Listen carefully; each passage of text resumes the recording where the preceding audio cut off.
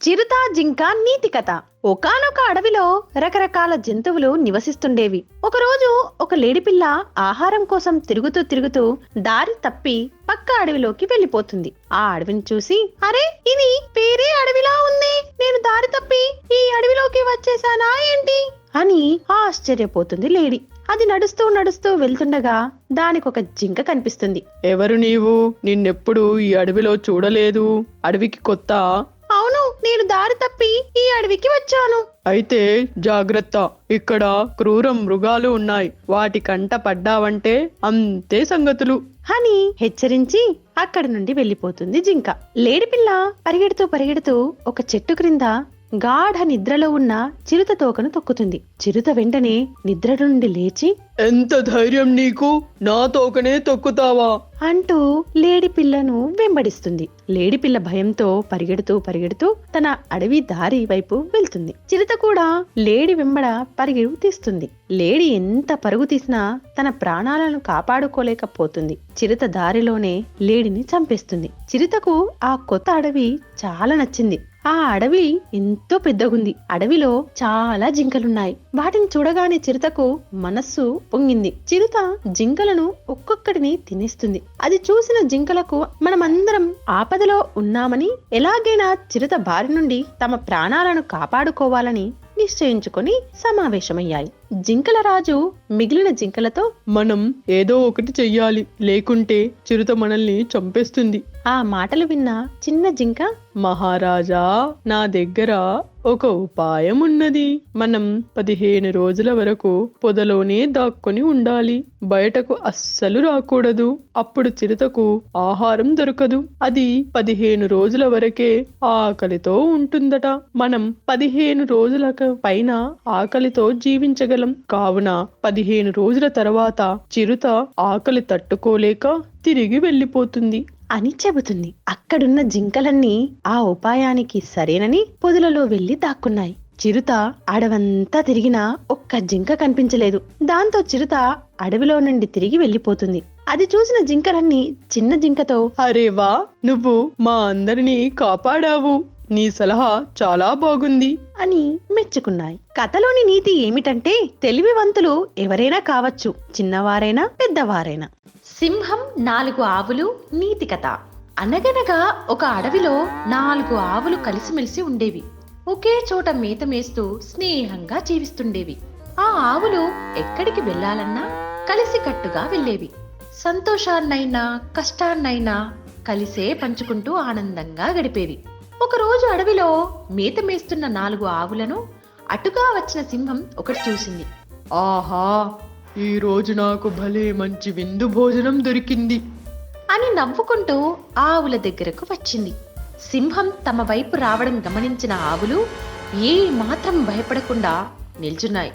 ఏంటి, నేను కనిపిస్తే ఎలాంటి జంతువైనా సరే ప్రాణాలు కాపాడుకునేందుకు పరుగులు తీయాల్సిందే కదా? మరేంటి, ఈ ఆవులు అలాగే ధైర్యంగా నిల్చుని ఉన్నాయే అనుకుంటూ వాటిని సమీపించింది సింహం. అయితే ఆవులు ఏ మాత్రం బెదరకుండా వాడి అయిన కొమ్ములతో సింహం పని పట్టేందుకు అమాంతం దానిపై పడ్డాయి. ఊహించని ఎదురుదాడి జరగడంతో ఒక్కసారిగా భయపడ్డ సింహం ఇంకా ఇక్కడే ఉంటే ప్రాణాలు పోవడం ఖాయమనుకుని ఆవుల నుంచి తప్పించుకుని ఎలాగోలా బయటపడి పారిపోయింది. ఇది మృగరాజుకే అవమానం. ఈ విషయం మిగిలిన సింహాలకు తెలిస్తే నా పరువు పోతుంది. ఏదో ఒకనాడు వాటికి నా పంజా దెబ్బ రుచి చూపించాల్సిందే అనుకుంటూ ఆవులపై పగబట్టిన సింహం వాటిని కడుపారా తినేందుకు సమయం కోసం ఎదురు చూడసాగింది. సింహం తలచినట్టుగా కొంతకాలం తర్వాత ఆ 4 ఆవుల మధ్య గొడవలు వచ్చాయి. దాంతో అవి విడిపోయి వేరువేరుగా జీవించసాగాయి. అంతేకాకుండా మేతకు వెళ్ళినప్పుడు కూడా వేరువేరుగా మేయసాగాయి.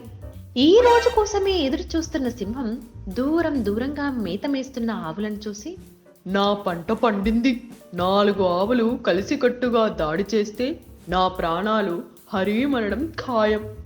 అయితే ఇప్పుడు ఒక్కో దాన్ని పట్టుకొని భుజించడం చాలా తేలికైన పని అని సంబరపడసాగింది. అయినా వెంటనే తొందరపడకుండా ఓ మంచి రోజు కోసం ఎదురు చూడసాగింది సింహం. అలా ఒక రోజున మొదటి ఆవు ఒంటరిగా మేస్తుండగా పొదల్లో నక్కి ఉన్న సింహం ఒక్కసారిగా దానిపై తన పంజా విసిరి చంపేసింది. హాయిగా దాని మాంసాన్ని తినేసింది. అలాగే రెండవ దాని మాంసాన్ని తినేసింది.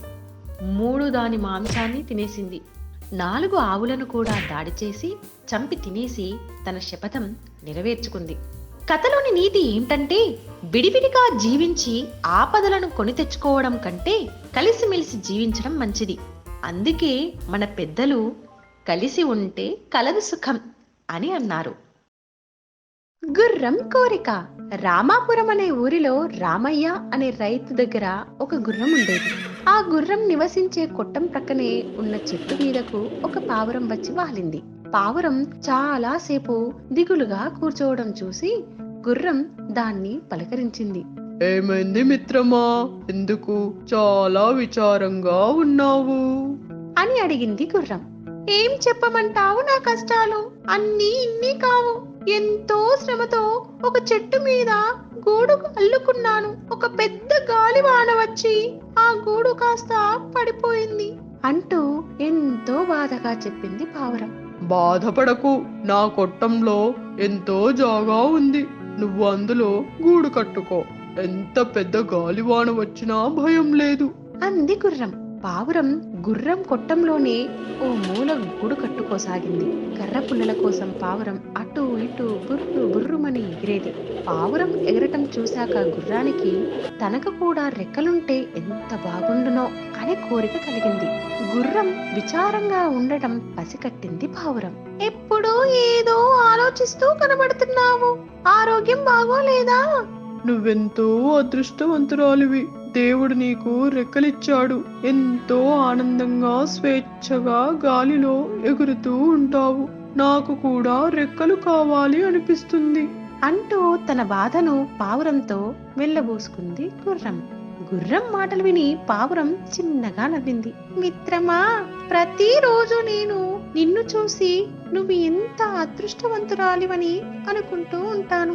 నీ యజమాని నీకు సమయానికి ఆహారం, నీరు అందిస్తున్నాడు. ఇల్లు కట్టుకునే బాధ కూడా నీకు లేదు. యజమాని సంరక్షణలో నువ్వు ఏ చీకు చింత లేకుండా ఉంటున్నావు. నన్ను చూడు, నాకు ప్రతిదీ భయమే. ఆకాశంలో ఎగరాలంటే గ్రద్దల భయం. గ్రుట్లు పెడితే అవి ఒదిగే లోపే పాములు తినేస్తాయేమోనన్న భయం అంది పావురం. పావురం మాటలు విన్నాక గుర్రానికి ప్రతి వారు ఎదుటివారు అదృష్టవంతులు, తాము దురదృష్టవంతులు అని అనుకుంటూ ఉంటారు అన్న సత్యం బోధపడింది. ఆ రోజు నుండి గుర్రం రెక్కలు లేవన్న బాధను వదిలేసి ఆనందంగా ఉండసాగింది. కథలోని నీతి ఏమనగా, లేని వాటి కోసం ఆశపడటం అత్యాశే అవుతుంది. కుక్క మాంసం ముక్క. నీతి కథ. ఒక రోజున ఒక కుక్క బజార్లో పోతుంటే దానికి ఒక మాంసం ముక్క దొరికింది. దానికి చాలా ఆకలిగా ఉంది, కానీ అక్కడే తినడం దానికి నచ్చలేదు. హాయిగా కాలువ ఆవలి ఒడ్డుకుపోయి ఎవరూ లేని చోట తింటాను అనుకుంది. కాలువ మీదనున్న చిన్న వంతెన దాటి ఆవలి వైపుకు పోతూ పోతూ నీళ్లలోకి చూసింది. అక్కడ ఒక కుక్క, దాని నోట్లో కూడా మాంసం ముక్క కనిపించాయి. అది తన నీడ అని దానికి తెలియదు. అబ్బా, ఆ మాంసం ముక్క ఎంత బాగుందో. ఆ ముక్క కూడా నాకు వస్తే నాకు 2 ముక్కలుంటాయి. హాయిగా తినవచ్చు. నేను గట్టిగా మురిగితే ఆ కుక్క హడలిపోయి ఆ మాంసాన్ని వదిలేసి పారిపోతుంది అనుకొని బూ బూ అని అరిచింది. ఇది మురిగితే ఆ కుక్క జవాబుగా ఏమీ మురగలేదు, కానీ ఒక చప్పుడు మాత్రం వినిపించింది. అది కుక్క నోట్లోని మాంసం ముక్క నీళ్లలో పడిన చప్పుడు.